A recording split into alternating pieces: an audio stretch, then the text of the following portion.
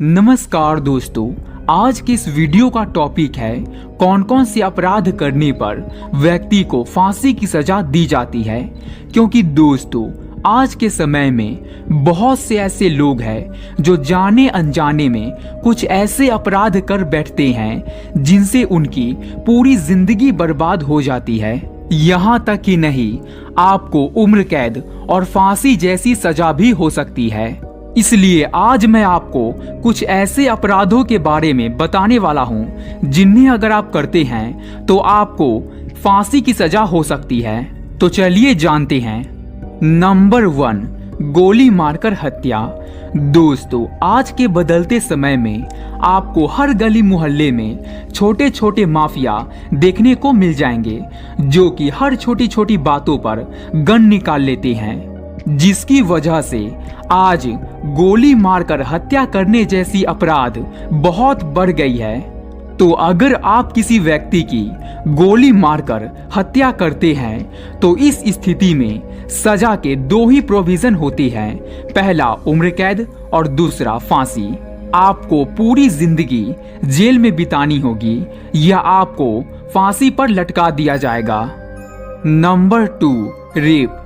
दोस्तों, हम सभी जानते हैं कि आज हमारे देश में बलात्कार की केसेस कितनी ज्यादा बढ़ गई है और आप सभी को तो याद ही होगा निर्भया गैंग रेप के बारे में, जो 16 दिसंबर 2012 को दिल्ली के सड़क पर एक बस में हुई थी, जिसमें 4 दरिंदे ने मिलकर एक अकेली लड़की के साथ दुष्कर्म किया पूरे 1 घंटे तक।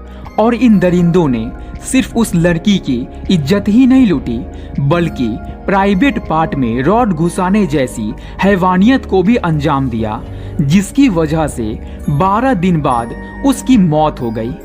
उसके बाद इस लड़की के साथ हुई दरिंदगी के बाद ऐसे अपराधियों को फांसी की सजा के लिए देश भर में आवाज उठाई गई, क्योंकि इससे पहले रेप करने पर फांसी की सजा नहीं थी। इसलिए लोगों ने पूरे देश भर में आवाज उठाई। इसके बाद केंद्र सरकार ने देश में संसद से लेकर सड़क तक रेप कानून में कई बदलाव किए और सख्त सजा का प्रावधान किया, जिसमें पहला है प्राइवेट पार्ट को टच करने पर भी सजा। भारत सरकार के वकील अजय दिगपाल बताते हैं कि अगर कोई शख्स किसी महिला के प्राइवेट पार्ट को टच करता है या फिर अपने प्राइवेट पार्ट को उससे टच करवाता है तो ऐसे मामले में दोषी पाए जाने पर धारा 8 के तहत उस शख्स को 3 साल से 5 साल तक कैद की सजा दी जाएगी। इसके अलावा अगर कोई शख्स किसी महिला के साथ शारीरिक संबंध बनाता है बिना उसके सहमति के या फिर ऐसा कोई काम करते हुए अगर उसकी वीडियो बनाया जाए तो ऐसे मामले में अपराधी को कम से कम 10 साल और ज्यादा से ज्यादा उम्र कैद की सजा हो सकती है। रेप की नई परिभाषा। आईपीसी की धारा 375 में रेप के मामले में विस्तार से परिभाषित किया गया है। इसके तहत बताया गया है कि अगर किसी महिला के साथ पुरुष जबरदस्ती शारीरिक संबंध बनाता है तो वो रेप होगा। साथ ही मौजूदा प्रावधान के तहत महिला के साथ किया गया यौनाचार्य और दुराचार्य दोनों ही रेप के दायरे में आते हैं। इसके अलावा महिला के शरीर के किसी भी हिस्से में अगर पुरुष अपना प्राइवेट पार्ट या कोई ऑब्जेक्ट डालता है तो वो भी रेप होगा।